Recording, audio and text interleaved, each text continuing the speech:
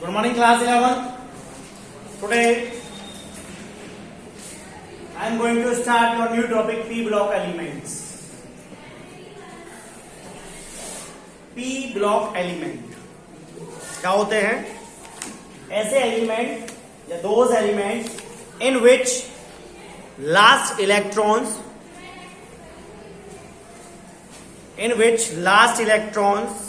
enters into P subshell are called P block elements. यानी last electron जिसको हम क्या कहते हैं, वैलेंस इलेक्ट्रॉन कहते हैं, एंटर करता है P सबशेल के अंदर, तो उसको हम क्या कहते हैं, P ब्लॉक एलिमेंट कहते हैं. ठीक है. और you know very well that the number of P orbital कितने होते हैं? S3. कितने होते हैं जी? 3 होते हैं. और हम जानते हैं कि एक ऑर्बिटल के अंदर maximum number of electron occupy in one orbital कितने हो जाएंगे? There are 2. तो टोटल नंबर ऑफ कितने ग्रुप बनेंगे? There are 6 group in P block element. 6 group in P block element. बहुत सिंपल है. कैसे निकल करके आया ये भी मैंने आपको एक्सप्लेन किया. क्या है जी? P ऑर्बिटल जो होते हैं वो 3 होते हैं. कौन कौन से होते हैं मैं ये भी बताया था. Pxy, Pyz, Pzx या Pxyz. ठीक है. ये कहां पढ़ा हमने? स्ट्रक्चर ऑफ द एटम, जो पिछला टॉपिक है उसके अंदर. ठीक है. बल्कि इसको ये लेकर के आप ये लिखे Px, Py, Pz. Px, Py, Pz. These are the 3 orbitals. और एक ऑर्बिटल के अंदर जो इलेक्ट्रॉन्स कैरी करते हैं वो होते हैं आपके 2. तो यहां पर टोटल नंबर ऑफ ग्रुप जो बनेंगे किसके अंदर? P ऑर्बिटल के अंदर. जैसे हमने S ब्लॉक एलिमेंट पढ़ा उसके अंदर कितने थे? 2. कौन कौन से? Alkali metal and alkaline earth metal. अब यहां पर देखते हैं कितने बनेंगे. यहां बनते हैं 6. There are 6 groups in P block element. कौन कौन से 6 ग्रुप हैं? Let's C.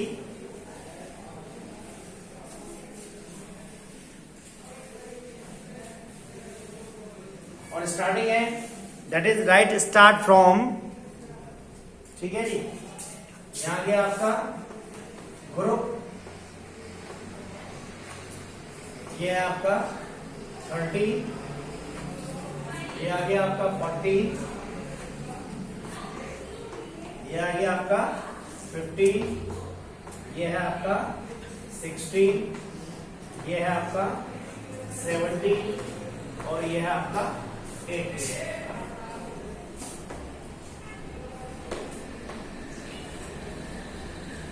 These all are the 6 group. Right, start from 13 to 16. ठीक है. अब यहां देखना है हमें कि P ब्लॉक एलिमेंट किस तरीके की प्रॉपर्टीज को शो करते हैं. यहां पर इनका हम शो करेंगे general electronic configuration.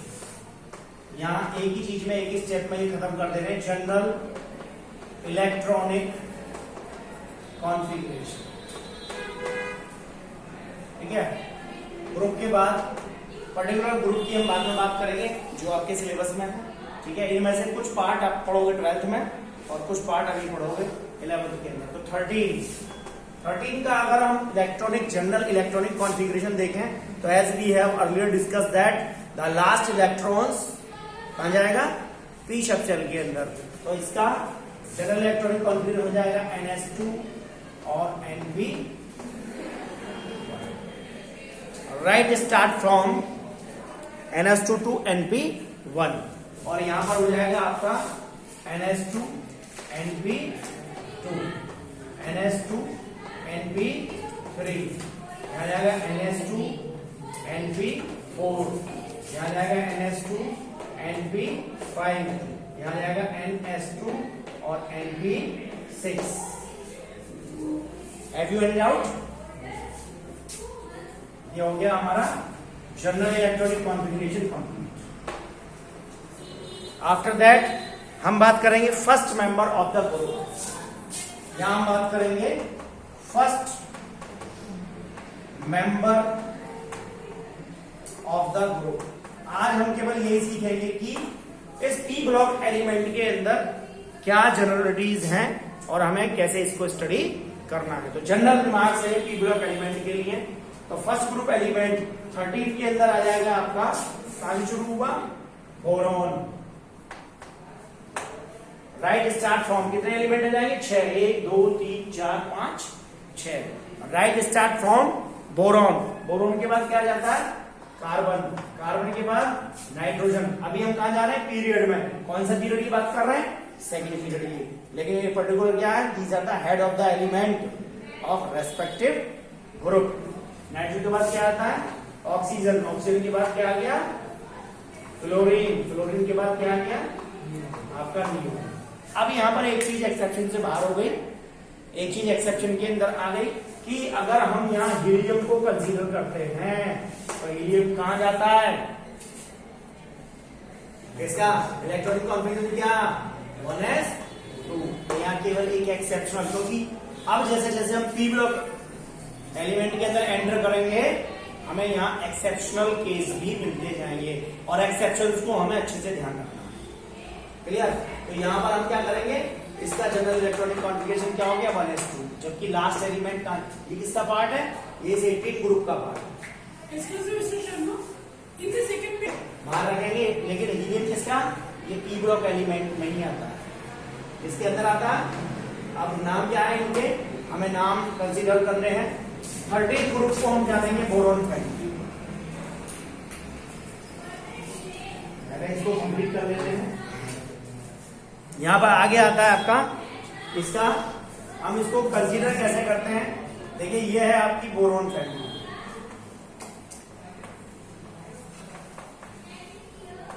Clear.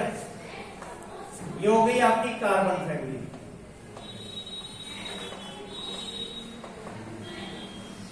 And this one is nitrogen family.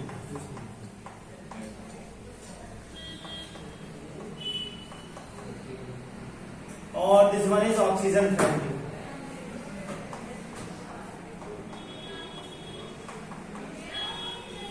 This one is fluorine.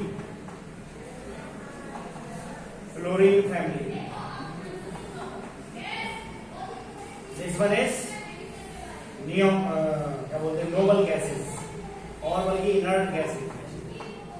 Inert gas भी कहते हैं इनको, और इनको नोबल गैस भी कहते हैं। याद रखना, नोबल मैटर मत कर देना, अदरवाइज गलत हो जाएगा। Noble gas, these are considered to be as, ठीक है। अगर हम इनकी जनरल ऑक्सीडेशन स्टेट की बात करें और यहां पर लिखेंगे हम ऑक्सीडेशन स्टेट, ठीक है। बोरॉन की इस केस के अंदर अगर हम ऑक्सीजन स्टेट देखें तो यहां आ जाएगी आपकी +3, that is +4, that is +5, that is +6, +7 और +8। क्या हो गए, यहीं से पता लग रहा है कि 2 और 1 3। कितनी ऑक्सीजन स्टेट को शो करेगा, 3, 3 to 8। लेकिन इसके अलावा वेरिएबल ऑक्सीजन स्टेट क्या हो सकती है, अदर। अदर, और क्या शो कर सकता है ये, अदर ऑक्सीडेशन स्टेट। +3 आ रही है तो यहां कितनी आ सकती है, +1, ठीक है। ये क्या शो कर सकता है, +1 ऑक्सीडेशन स्टेट को शो कर सकता है। अब यहां अगर क्या आ रहा है, 4 तो +2 और -4।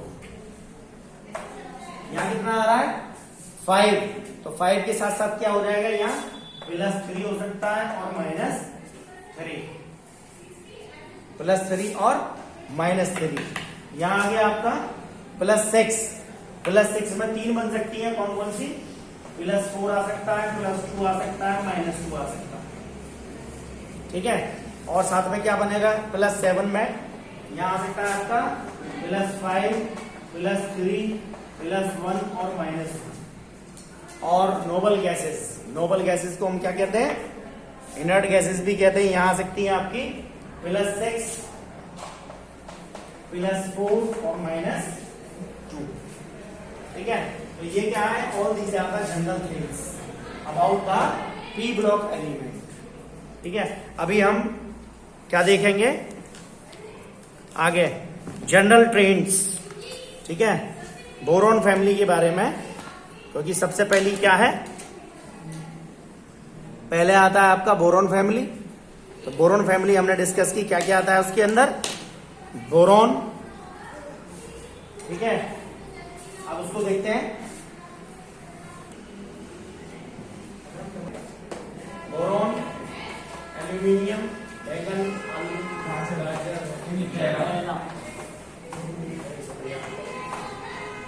ये आ गया आपका बोरॉन, एल्यूमिनियम, ये आएगा आपका गैलियम, ये आएगा आपका इंडियम, और यहाँ आएगा आपका, ये आ जाएगा आपका थैलियम। तो these all are the 5 members which represents boron family. और अगर हम मेंडलीव की पीरियोडिक टेबल के अंदर बात करें तो 3rd A ग्रुप के अंदर ये सब आते हैं। ठीक है, 3rd A ग्रुप के अंदर ये सब आते हैं। मेंडलीव की अगर पीरियोडिक टेबल की बात करते हैं, पर्टिकुलर यदि हम इनके इलेक्ट्रॉनिक कॉन्फ़िगरेशन देखें तो सबसे पहले हमें क्या देखना है? इनका एटॉमिक नंबर। बोरॉन कितना होता है? 5। ठीक है, एल्यूमिनियम 13, गैलियम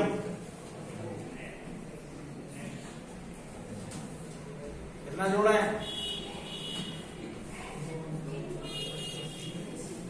तो बता सकता है कैसे निकालें? गैलियम का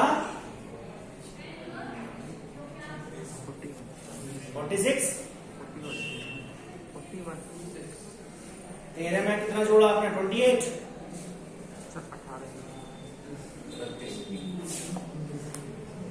31, और इंडियम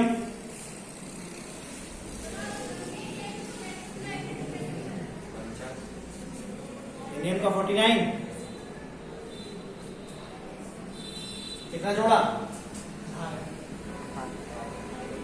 कहीं गलत ना हो, चेक कर लें। 49, थैलियम 81, रोक इसको, 1s2, 2s2, 2p1। और क्या लिख सकते हैं? नेक्स्ट 13 का 1s2, 2s2, 2p6, 3s2 और 3p कितना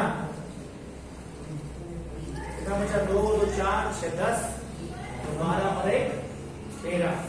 इसका 1s2, 2s2, 2p6, 3s2, 3p6, 3d10 है, 4s2 और 3p1।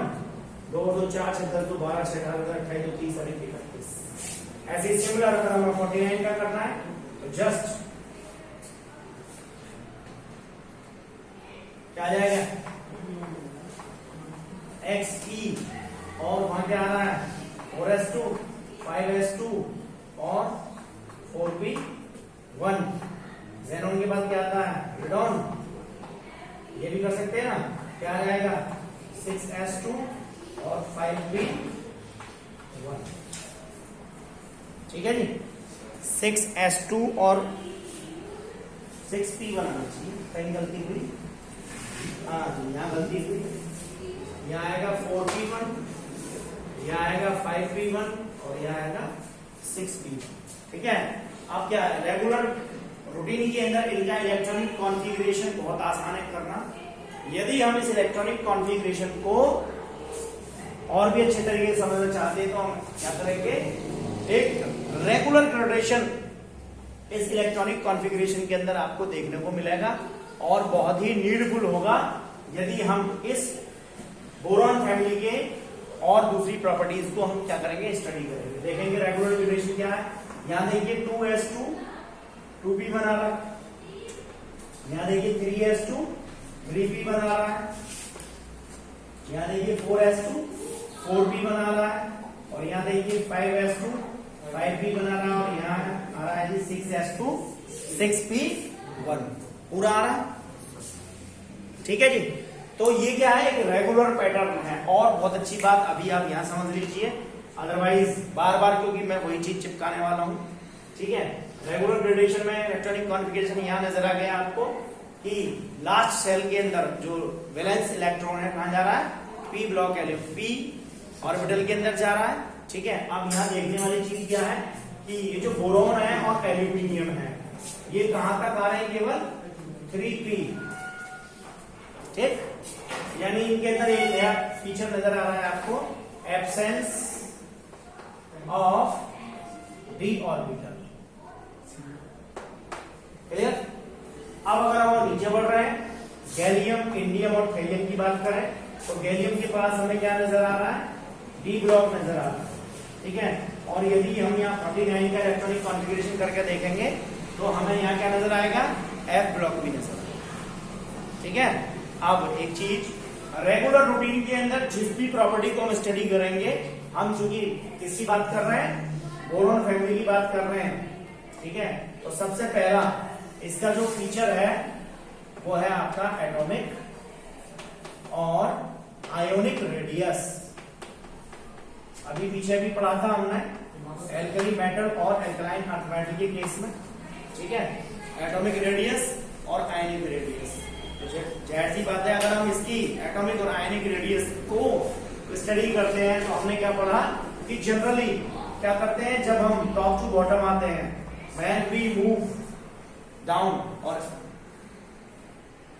इन ए ग्रुप, तो क्या होता है, दिस कैरेक्टर इंक्रीजेस। ये कैरेक्टर क्या करता है, इंक्रीज करता है। पहली प्रॉपर्टी है एटॉमिक एंड आयनिक रेडियस। ठीक है। किसके बारे में स्टडी कर रहे हैं, बोरॉन फैमिली की स्टडी कर रहे हैं।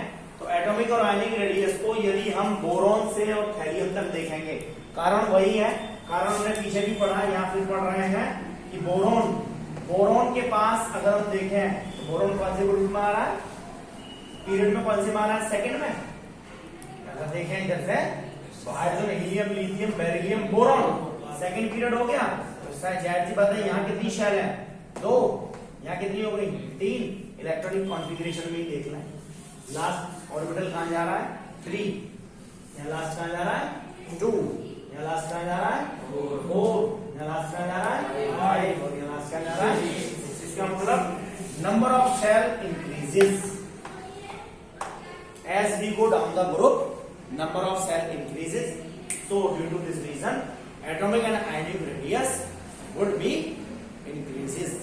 क्या होगी, बढ़ेगी। आप जैसे जैसे ग्रुप में ऊपर से नीचे आएंगे, ये है जनरल ट्रेंड। तो हमने क्या पढ़ा कि क्यों बढ़ रही है जी, कारण हमने जान लिया, क्योंकि नंबर ऑफ शेल क्या कर रहे हैं, नंबर ऑफ शेल क्या कर रहे हैं, इंक्रीज कर रहे हैं। क्लियर। लेकिन अगर हम जनरल ट्रेंड के अंदर बात करें, इस ग्रुप में पर्टिकुलर बात करें एटॉमिक रेडियस की, तो बोरॉन, एल्यूमिनियम, बहुत अच्छी बात है। क्या नजर आया आपको, क्या नजर आया, 2s2 2p1 3s2 3p1। लेकिन यदि हम बोरॉन से ज्यादा होगी एल्यूमिनियम की, लेकिन यदि हम नीचे को सरकते हैं और तो गैलियम की एल्यूमिनियम से ज्यादा। ठीक है। अभी मैं आपको इसका रिकॉर्ड भी बता देता हूं कितनी, अगर हम एटॉमिक रेडियस की बात करें इसमें, चलो, तो गैलियम की एटॉमिक रेडियस, ठीक ठीक है, गैलियम की एटॉमिक रेडियस एल्यूमिनियम से क्यों ज्यादा होगी? कारण है वही एक सेम चीज, प्रेजेंस ऑफ डी ब्लॉक, ठीक है। और यहां पर क्या है? Absence of D block, D orbital, D orbital. अब यहां तो क्या आ जाएगा? डी और एफ दोनों आएंगे। अब होता क्यों है ऐसा कि यदि हम एक एटम की स्ट्रक्चर को स्टडी करें तो यहाँ पर जो क्या काम कर रहा है, यहाँ काम कर रहा है, देखो इलेक्ट्रॉन्स जितने क्या होते चले जाते हैं, दूर होते चले जाते हैं, नाभिक की तरफ उनका अट्रैक्शन उतना ही बढ़ता चला जाता है, ठीक है। यदि हम एक सपोज करो इसके केस में देख रहे हैं, एल्यूमिनियम के केस में यदि हम देखें तो एल्यूमिनियम क्या होता है? 13 क्या आ जाएगा? 3 शेल बनेंगे, 2, 8, 3। पहले ये पहला सेल, ये दूसरा सेल और ये तीसरा सेल। लास्ट सेल के अंदर इसमें कितने इलेक्ट्रॉन आ रहे हैं? 3, ठीक है। ये क्या हो गया? इसका न्यूक्लियस हो गया। न्यूक्लियस के ऊपर क्या होता है? Positive charge. न्यूक्लियस के ऊपर क्या होता है? Positive charge. और यहाँ क्या है? ये इलेक्ट्रॉन, ठीक है। तो ये इलेक्ट्रॉन क्या करेंगे? अपने आप को अट्रैक्ट करेंगे, क्योंकि आप जानते हैं कि पॉजिटिव नेगेटिव की तरफ क्या करता है? अट्रैक्ट करता है। तो ये इलेक्ट्रॉन न्यूक्लियस की तरफ अट्रैक्ट होंगे। लेकिन ये किसके केस में? एल्यूमिनियम के केस में, ठीक है। तो ये बाहर वाले जो इलेक्ट्रॉन है, ये वाले यहाँ पर कितने इलेक्ट्रॉन? 8। ये बाहर वाले इलेक्ट्रॉन क्या करेंगे? इसको अट्रैक्शन को चेक करेंगे। तो क्या बना लेंगे? इसके बाहर क्या बना लेंगे? शील्ड बना लेंगे। इसी को हम कहते हैं शील्डिंग इफेक्ट। और सिमिलरली होगा क्या? You know very well that कि इलेक्ट्रॉन, इस इलेक्ट्रॉन के ऊपर नेगेटिव चार्ज है, इस वाले इलेक्ट्रॉन के पास भी क्या है? Negative charge. और जब नेगेटिव पास आएगा तो वो क्या करेगा? रिपेल करेगा। फिर समझने की कोशिश करो, न्यूक्लियस के ऊपर पॉजिटिव चार्ज, ठीक, आउटर मोस्ट इलेक्ट्रॉन कहां जाएंगे? अट्रैक्ट करेंगे। ये भी सब इधर की तरफ ही अट्रैक्ट कर रहे हैं। लेकिन चूंकि हम आउटर मोस्ट से यदि इसको कंपेयर करें तो ये जो आउटर मोस्ट इलेक्ट्रॉन को इसकी तरफ ये अट्रैक्शन को रोकेंगे, ठीक है। आई बात समझ में? तो यहाँ पर ये क्या होगा? जो शील्डिंग इफेक्ट होगा वो बहुत स्ट्रॉन्ग होगा। लेकिन अगर हम गैलियम के केस में बात करें तो गैलियम के केस में तो नंबर ऑफ इलेक्ट्रॉन, चूंकि नंबर ऑफ शेल बढ़ रहे हैं, नंबर ऑफ इलेक्ट्रॉन और दूर चले जाएंगे, ठीक है। और दूसरा क्या आ गया वहां पर? D orbital. डी ऑर्बिटल के केस में यही चीज को यदि हम उसके अंदर समझें, कितने आगे शेल? 1, 2, 3, 4 इलेक्ट्रॉनिक कॉन्फ़िगरेशन 4s, उसमें जा रहा 4p1 में, 4p1 में जा रहा है ना। तो लास्ट इलेक्ट्रॉन ये आ गया, ये पॉजिटिव चार्ज हो गया, जाहिर सी बात है अट्रैक्शन इसका इसकी तरफ होगा। लेकिन यहाँ जो ये डी ब्लॉक, डी ऑर्बिटल है, ये डी ऑर्बिटल क्या बनाएगा? ये क्या बनाएगा? पुअर शील्डिंग, ठीक है। ये पुअर शील्डिंग बनाएगा जिसके कारण से अट्रैक्शन क्या होगा? बढ़ जाएगा। तो साइज क्या होगा? इसका बढ़ जाएगा। तो गैलियम का साइज क्या होता है? एल्यूमिनियम से ज्यादा होता है। इन द सिमिलर केस आगे बढ़ेंगे, कौन कौन से एलिमेंट है? बोरोन है, एल्यूमिनियम है, गैलियम बल्गा, इंटल, बैगन, आलू, गाजर, थैला। अब इस केस के अंदर इंडियम और गैलियम को यदि हम देखेंगे, ठीक है, तो इंडियम के केस में तो क्या आ जाएगा? एफ ब्लॉक है, एफ ऑर्बिटल भी आ जाएगा। तो सिमिलरली जनरल क्या होगा? इंडियम का जो साइज है वो भी गैलियम से क्या होगा? बड़ा। तो this one is the first property, that is atomic और आयनिक रेडियस। जनरल ट्रेंड क्या कह रहा है कि when we move top to bottom, ionic और atomic radius increases, but there is a exception, ठीक है। तो ये एक्सेप्शन हमें क्या करना है? याद रखना। सेकेंड प्रॉपर्टी, ठीक है, क्या होगा? Ionization energy, and the further we will study tomorrow in your next class. Okay, have a nice day. Thank you very much, students.